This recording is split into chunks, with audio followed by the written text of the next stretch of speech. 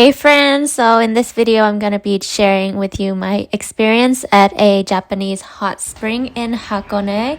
We went in February of 2021. So it took me like 2.5 hours to get there by train, but actually this took me even longer. I think I took about 3 hours to get there because I took the cheapest route possible and the train actually started heading backwards, so I almost got there and then I started going backwards towards my house and then it just wasted a bunch of my time.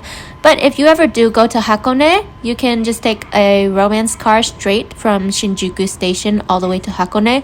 I highly recommend this route. It's a little bit more expensive, but you'll save your time and it's just a lot easier to get to Hakone if you do take the romance car. I think it was about 3,000 yen. I'm not sure about the price now, but that was what the price was then.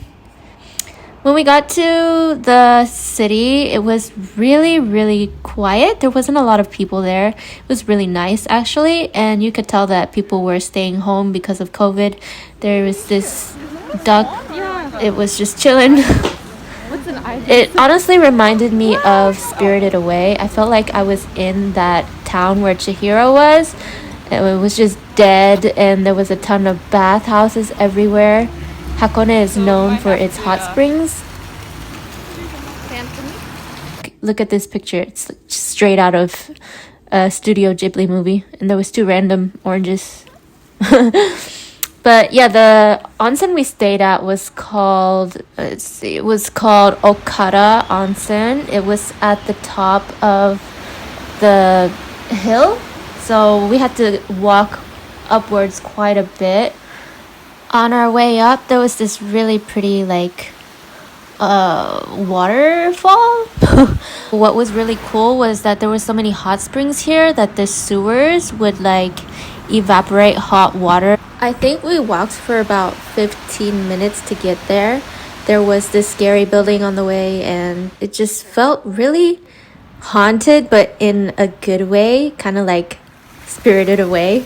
And there goes a really steep hill we had to climb up. There's me. I actually started sweating and it was actually a pretty chilly day. I had my thick jacket on. So the hot springs would pour water down the hill and you could actually smell the hot spring water. It smelled really good. Here's the onsen. It was actually a hotel, but if you only wanted to use the baths, you could do it too. I think it costed about $15.